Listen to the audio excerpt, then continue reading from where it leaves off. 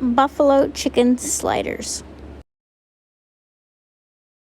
2 eggs, onion powder, garlic powder, salt, pepper, Italian seasoning, red hot buffalo ranch seasoning or Blackstone Parmesan ranch seasoning.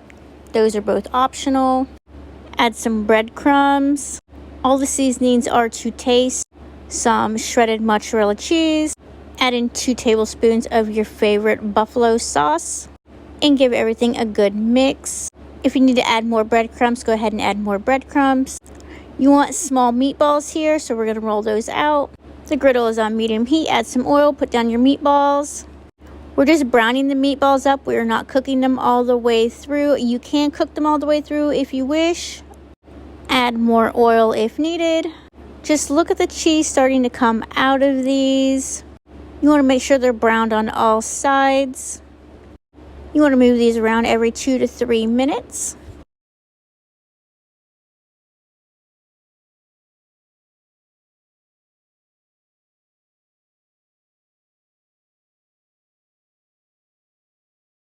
In a cast iron dish, you're going to take some of the buffalo sauce and cover the bottom of the dish. And then we're going to add the meatballs to it. These meatballs are going to continue to cook into the sauce.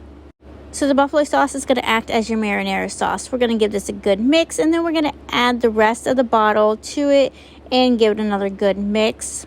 We'll make sure all the meatballs are covered into that sauce.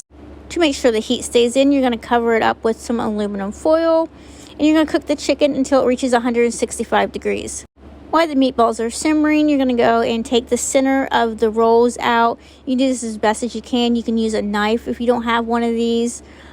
Make sure you do not go all the way to the bottom. The meatball is actually going to sit snug right into that hole. You need to keep in mind the size of the meatballs, and you can just go in here and spread that out a little bit, as you can see in the video.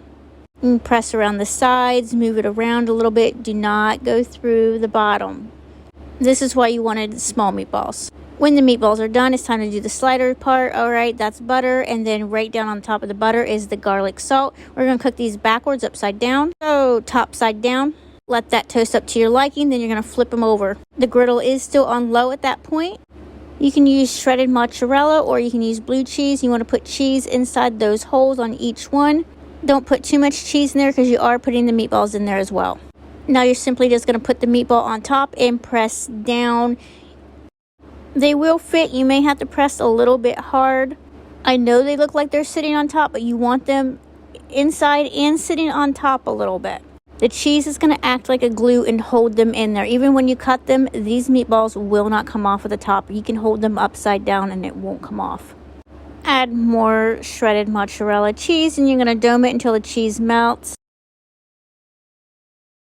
Add some sliced green onions on the top, and you're going to cut these up. Serve these with some griddle fries.